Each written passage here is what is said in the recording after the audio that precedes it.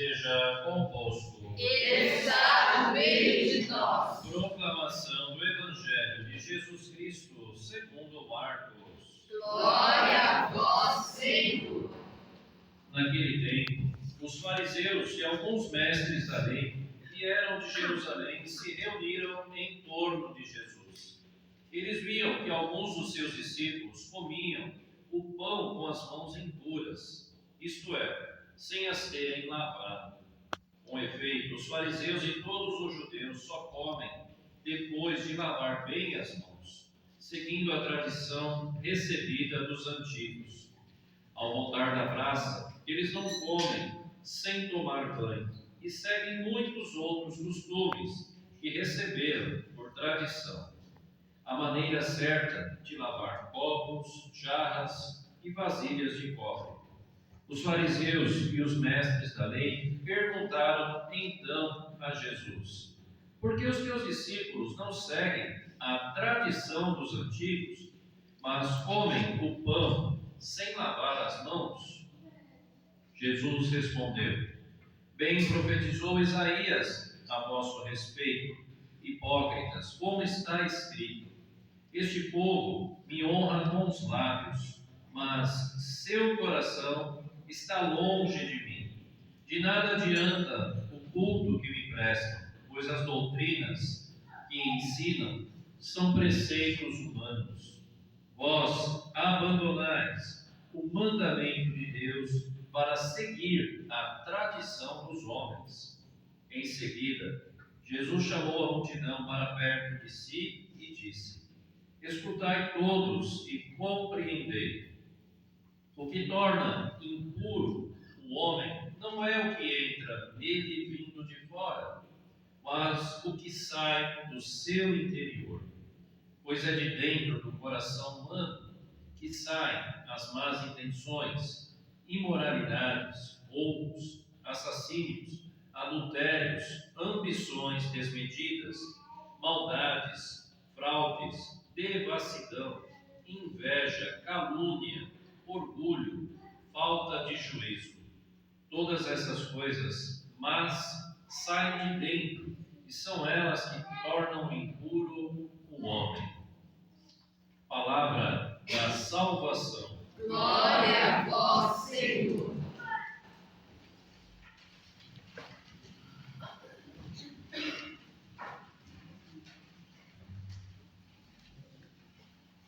Em nome do Pai, do Filho e do Espírito Santo. Amém. Meus irmãos, minhas irmãs, nós, este 22º domingo do tempo comum, estamos também iniciando um novo mês de setembro, né? Na Igreja do Brasil, o mês de setembro também é muito voltado, né, para o mês dedicado à Bíblia, né, à Palavra de Deus. Nós temos sempre mais que valorizar a palavra, sempre, né?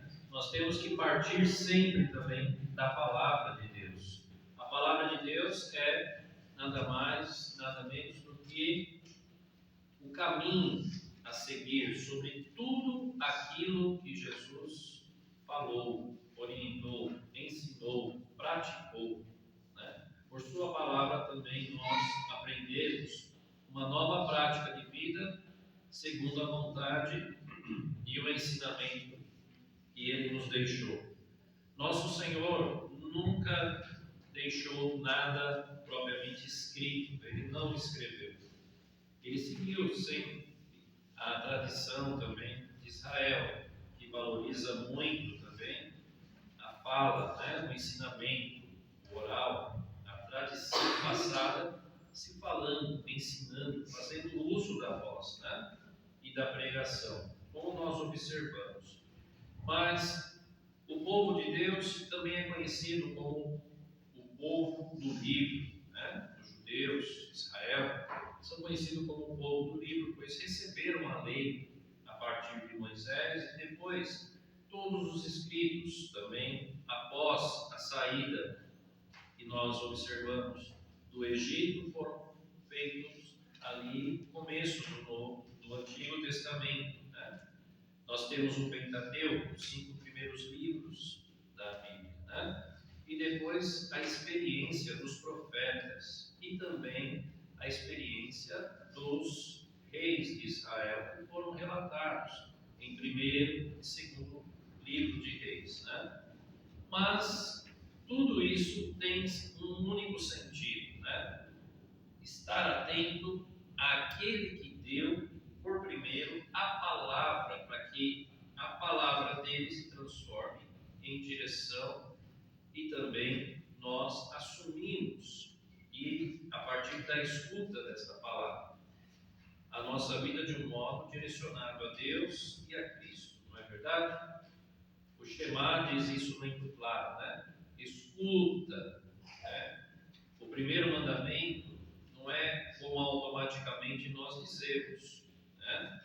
Amar a Deus diretamente, como está dito ali, né? Está primeiro como posição, né? Mas antes disso, o mandamento é: escuta, Israel, né? Escuta. Não se pode ter o entendimento de Deus se você não escuta a palavra de Deus. Portanto, escuta, né? Israel, o povo, a igreja, escuta o Senhor teu Deus. E aí vem o seguinte, né? Aqueles que escutam, assimilam, entendem, né? Absorvem esta palavra, poderão amar a Deus sobre todas as coisas e proclamar que só existe um Deus na vida. É isso? No Novo Testamento nós temos, como disse, nosso Senhor não escreveu nada, mas os seus discípulos, né, fizeram as suas anotações. Nós temos aí os chamados, os 4 evangelistas, né? Evangelistas é diferente de discípulo, de apóstolo? Não. Os 4 evangelistas deram ali, nos deixaram ali, né? Através da escuta, passaram para o papel, né? Os evangelhos que todos nós, há mais de 2000 anos, né? Escutamos e vivemos pela palavra de Cristo, né? Mateus, Marcos, Lucas e João. Depois nós temos a grande colaboração também de São Paulo, as suas cartas, né? Que serviram de orientação para todas as comunidades iniciais ali do cristianismo, fora de Jerusalém, né? Das cartas de São Paulo, vocês veem, por exemplo, o início da abertura da celebração, né? São Paulo sempre escrevia: a vós, irmãos, a graça, a paz de Deus, nosso Pai, Senhor Jesus Cristo. É o que nós falamos, né? Ou o Senhor esteja convosco, a graça e a paz da parte de Deus, nosso Pai. São as frases que nós iniciamos a liturgia da missa, né? E São Paulo também foi um grande orientador para a vida das pessoas, segundo o que ele mesmo sempre falou: escutei de Cristo e proclamo de Cristo, recebi de Cristo e transmito aquilo que Cristo falou, né? E nós temos também São Tiago, nas suas cartas, as epístolas de São João e também o livro do Apocalipse, também escrito por João, né? João escreve um pouco mais também, porque nós sabemos que o apóstolo João foi o último dos apóstolos a vir a falecer, né? Então, teve mais alguns anos de experiência e ele relatou as suas experiências e as experiências que também recebeu da visão, né, que lhe foi concedida, o livro do Apocalipse, né? Mas o que nós podemos iniciar esse mês com a consciência, né, com um propósito, né? Fortalecer a leitura da palavra de Deus, principalmente os evangelhos. Se está pouco, retomar, dar um ritmo melhor à questão da leitura diária do Evangelho e também da liturgia da igreja, mas não ser meros leitores ou ouvintes, como se diz, né? A palavra, né? Ler, assimilar, ter consciência daquilo que está lendo e principalmente aceitar aquilo que você está lendo. Porque se você quer renovar a sua prática de leitura diante da igreja e o que a igreja oferece como leitura, você precisa ter consciência que você tem que seguir aceitando aquilo que foi primordial, o anúncio de Jesus Cristo, né? A sua palavra. E quem escuta a sua palavra e quem medita a sua palavra tem ali a salvação, a vida eterna, né? Lembrar que para nós cristãos, nós entendemos a palavra como, em primeiro lugar, a pessoa de Jesus Cristo. A pessoa de Jesus Cristo, né? Nós entendemos a palavra pela pessoa de Jesus Cristo, né? Obrigado.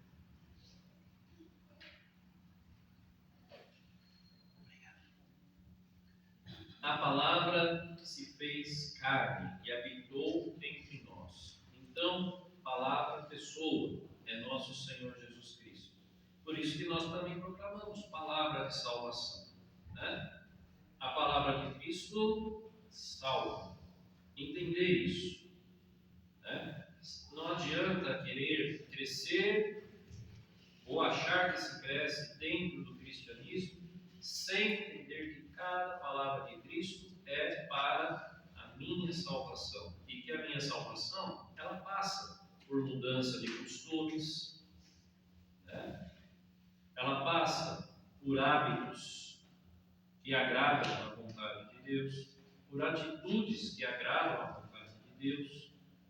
A palavra ela nos ensina a passar neste mundo como pessoas que têm diante de si o próprio Deus, o próprio Cristo. Palavra, palavra. E se você absorve essa palavra, você se comprometa com essa palavra. Se não é para ter comprometimento, então não adianta querer achar que vai ter uma experiência de Jesus Cristo como cristão, nem dentro da igreja, nem fora. Porque se nós não nos deixamos guiar pela palavra, pedindo a força do Espírito Santo, tudo se torna possível. Por exemplo, né? Amar a Deus sobre todas as coisas. Você lê, mas você ama. Palavra lida, palavra praticada. Quando Jesus diz muito forte, amai os vossos inimigos. Ele diz, amai os vossos inimigos. Você ama. Você leu. Você faz. Você pratica. Você ama de fato. Essa é a experiência que nós temos, né? Hoje, na liturgia. Diz assim, irmãos, bem amados, todo dom precioso e toda dádiva perfeita vem do alto, descem do Pai das luzes, no qual não há mudança. Deus não muda, é você que tem que mudar. Deus é Deus, Cristo é Cristo. Não há mudança em Deus. Não adianta você querer adaptar a Deus. Deus é Deus, Cristo é Cristo. Né? Nem sombra de variação. Isso você Deus já, não, hoje pode ser assim. Hoje eu vou falar uma palavra, amanhã eu vou falar outra palavra. Não há variação. Deus, Cristo, é uma constante de salvação. É importante entender isso também, né? Porque senão a gente quer adaptar a nós, as nossas vontades, a própria palavra de Deus. Isso não é possível, né? Nós observamos na primeira leitura do Deuteronômio, né? O povo está prestes a entrar na terra prometida. Já foram as batalhas, agora é para entrar na terra. Mas como você entra numa realidade nova, você precisa de orientação. Então aqui diz lá, siga Israel, os preceitos que o Senhor te dá. Você já tem os 10 mandamentos, né? Siga-os, porque qual povo pode viver sob a luz de Deus? O povo que segue a Deus, que escuta, que pratica a vontade de Deus. E Deus deu a lei justamente para que seja um povo diferenciado, se seguir a minha palavra.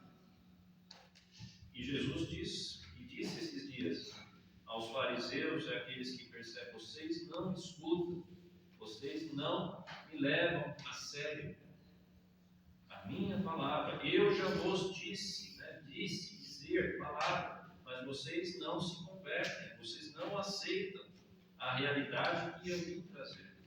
Então, o povo corre esse risco de continuar a não entender a palavra e saber que, se você entende e pratica a palavra, olha, meu irmão, minha irmã, você vai ser luz, um povo de luz neste mundo, uma referência. E é isso que a igreja é convidada a ser: luz, referência para aqueles que ainda não escutam a palavra de Deus como ela deveria, e o valor que ela tem. É muito simples entender o que Jesus está dizendo. Veja o Evangelho: os fariseus e alguns mestres da lei vêm em Jerusalém, se reúnem em torno de Jesus. Hoje tem muita gente em torno da figura de Jesus. Perceba isso. Mas em torno da pessoa plena de Jesus, quem está?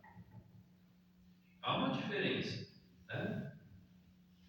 Eu compactuo com aquela coisa que Jesus falou. Você está em torno de Jesus, mas você não está com Jesus de plena consciência daquilo que Ele pede, ensina e te dá um impulso para viver e fazer aquilo que é necessário nesse mundo. E tem muita diferença, muita diferença.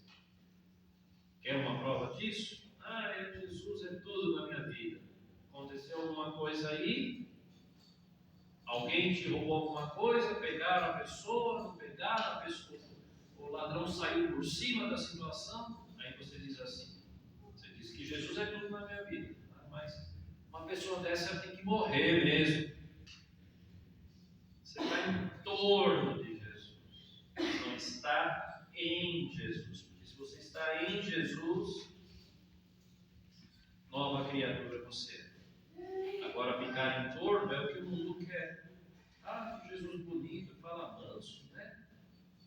Quando Jesus pega o chicote e derruba a mesa, né? Simbolicamente, quando ele pega o chicote e te corrige, derruba as suas mesas, né? Tudo que você tem aí, que você está ali na mesa e derruba. E aí? Qual a tua reação?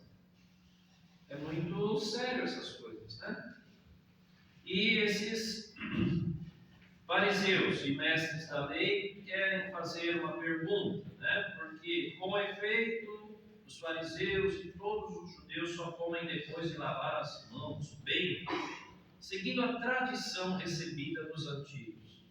Nós também, a igreja te oferece a tradição, o magistério, né? Olha só, a tradição e o magistério. Meu Deus, para que a gente tem uma tradição como cristãos? Porque nós aprendemos dos primeiros apóstolos e nossos irmãos, há 2000 anos atrás, como é ser cristão. Né? Fé, tradição e magistério. Fé nós temos em Cristo, ou não temos? Temos. A tradição, temos. Vivemos segundo a tradição que nos é proporcionada? Talvez, né? Quando interessa, mas é para viver quando não interessa também. Viva a tradição. Né?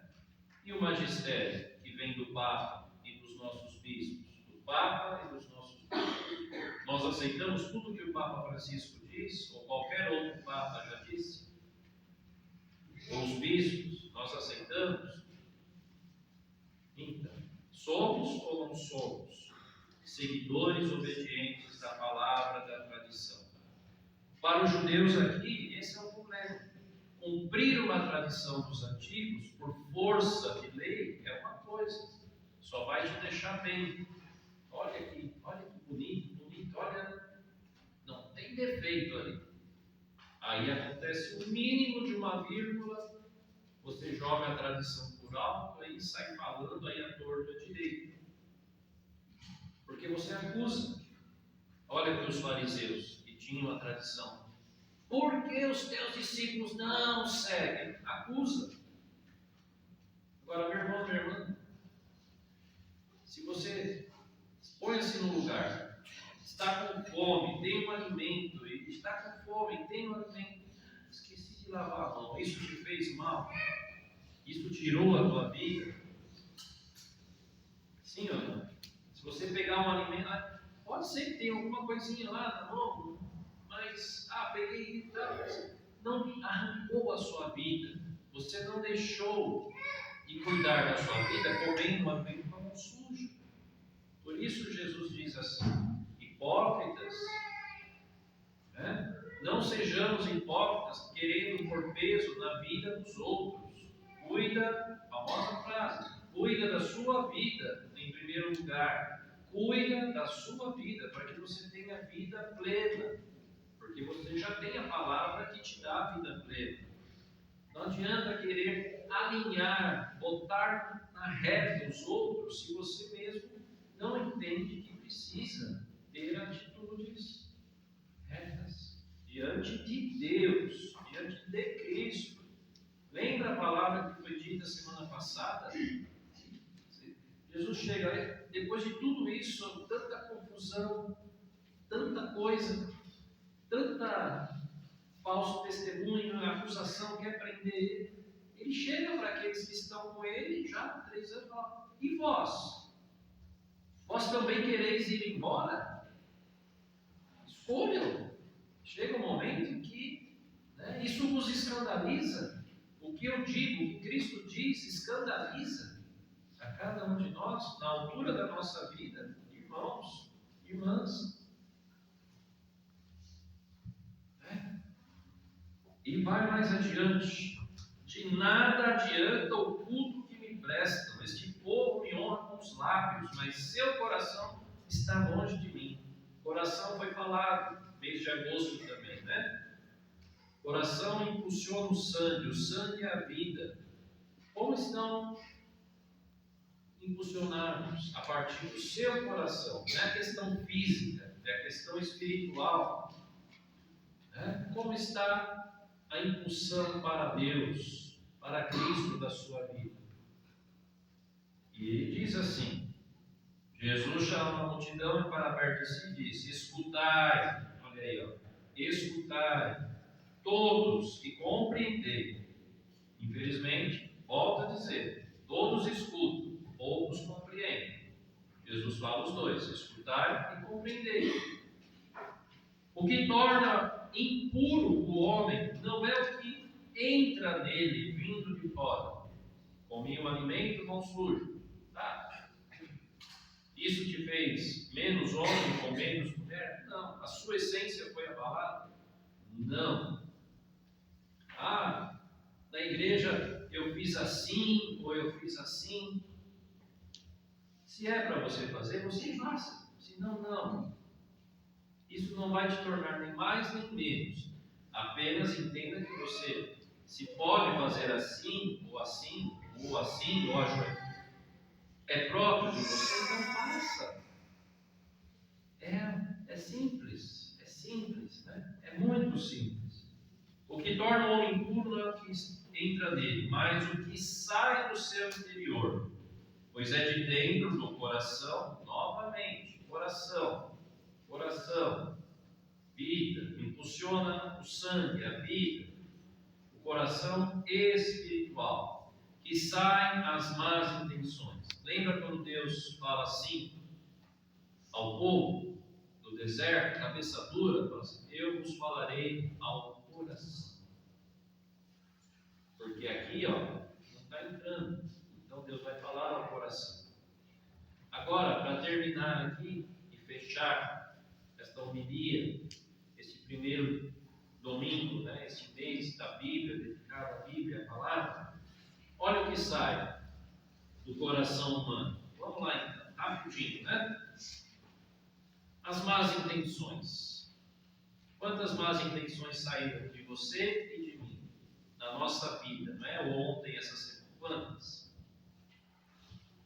Olha como Jesus vai quebrando a expectativa de quem se acha 100%, 1000%, 1.000.000%. Imoralidades. Eu já expliquei uma vez aqui, né? Essa questão da imoralidade. O que é moral? É aquilo que é natural. O que é imoral? Aquilo que não faz parte da natureza humana. Eu já me expliquei isso uma vez aqui, já, né? Moral, um homem e uma mulher. Imoral, um homem vai lá, aí não sei aonde, não tem uma mulher. Aí vai lá e faz um ato físico, sexual com um animal. E muita gente ainda faz isso no mundo, viu? Isso é moral, natural ou imoral? Pois é, não está na nossa natureza.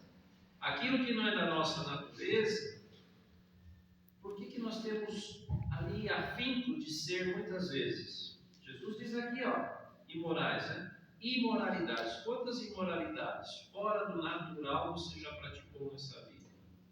Isso é um exemplo, mas outras coisas. O que é imoral? Falar que é cristão e cristão defende a vida e você sai daqui falando que é a favor da pena de morte. Isso é moral ou é imoral? Imoral. Perceba como é claro, nosso Senhor, roubos. Eu nunca roubei ninguém. Meu irmão, o pior roubo do cristão que ele insiste é roubar a glória de Deus. Deus fez, Deus conduziu, Deus mostrou, converteu, deu a vida, salvou, e você bate no peito e fala, eu consegui. Você roubou a glória de Deus, de Cristo na sua vida. E vem dizer que nunca roubou? Olha, agora se roubastes outras coisas, bens, também é pecado. Claro que assassínios, o desejo de matar alguém, se eu pudesse eu... Cuidado, palavra tem força, de Deus é palavra que salva, a sua pode ser a palavra que mata. É simples, entenda isso. Se eu pudesse, eu não duvido, se você pudesse, se eu pudesse, se a mão de Deus sai da nossa cabeça, você pode matar alguém. Claro que pode. E mata por palavras também, por ações. Ambições desmedidas. Aqui mexeu, hein? Eu queria tanto isso. Por que você quer tanto isso? Porque você viu que o outro já conseguiu. Eu vou chegar lá. Mas você pode chegar lá trabalhando normalmente. Aceita que as coisas demoram o tempo. Não, é rápido. A sua missão é rápida. Então, né? Maldades, fraudes. Quantas vezes você já foi mal com alguém? E você sabia que não precisava agir daquele jeito? Um exemplo disso é no serviço. Eu vou fazer isso só para essa pessoa aprender. Para ela aprender. Aprender o quê? Aprender com o mal para ela se tornar má também. Porque viu que você agiu mal. Então ela vai viver, agir pelo mal. É triste isso, mas é a realidade. Devassidão. A devassidão arrasta. Uma pessoa devasta, ela acaba com a história da pessoa. Ela tira, ela não aceita a história da pessoa. Por que é uma pessoa devassa? Porque ela mesma não se aceita. Acorda para a vida. Se você não se aceita, porque você quer fazer uma devassidão na história dos outros, arrastar, acabar com a história dos outros. Olha aí a palavra que nos é dada hoje. Inveja. Ixi, que é outro assunto, hein? Ter inveja do quê? Se aos olhos de Deus todos nós somos amados, queridos, fomos feitos pelo Senhor. Fomos feitos pelo Senhor. Por que eu tenho que ter inveja daqui? daquilo, do meu irmão, da minha irmã, da roupa, do cabelo, do ouro, da pele. Meu Deus do céu, somos todos amados por Deus. Inveja do quê? Calúnia. E aqui é outra coisa, hein? Calúnia é irmã gêmea de quem? Começa com a letra E. Calúnia é irmã gêmea de quem? Da fofoca. Começa com o nome de fofa. Mas termina não de uma maneira fofa, né? Poxa vida. A fofoca, a calúnia, né? E o orgulho. Do que você se orgulha? O que você escutou semana passada? De Josué falando, proclamando a sua fé em Deus. Eu e minha família serviremos ao Senhor. Olha aí como bate a liturgia, hein, gente? Este é o orgulho que nós temos que ter, de servir ao Senhor, porque o Senhor nos ama, então sirvamos ao Senhor com alegria. Né? Olha aí. Né? Ah não, eu me orgulho porque eu vou lá na igreja, eu vou ali, eu vou... E todo mundo vai. Agora viver viva, consegue viver essa palavra aqui no dia a dia, na sociedade, né? É outra coisa. E por terminar, falta de juízo. Quem é que não tem falta? Aliás, quem é que tem a falta de juízo? Qual cristão? É só para as coisas perigosas? É sem juízo, hein? Vai se machucar, vai se cortar, vai... Não é isso. Então, a falta de juízo está ligada a algo muito, muito superior.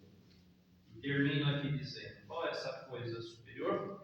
Quem não tem cristã que não tem juízo, é porque ainda não se deu conta que o Espírito Santo está dentro de você. Porque o Espírito que, segundo Jesus falou, ele vos fará lembrar todas as coisas que eu vos falei. Uma situação. Espírito Santo, lembrei, não vou fazer. Outra situação, machuca alguém, coloca em risco alguém, a vida, qualquer coisa. Senhor, obrigado, lembrei, não vou fazer. Juízo, isso é juízo. Agora, a falta de juízo é se esquecer que o Espírito Santo habita em você. Portanto, meu irmão, minha irmã, né? Veja pela palavra que te purifica de todas essas coisas. E termino dizendo, não sede meros ouvintes, como São Tiago insiste tanto, mas ouvintes que praticam os ensinamentos, a palavra, tudo que Cristo deixou.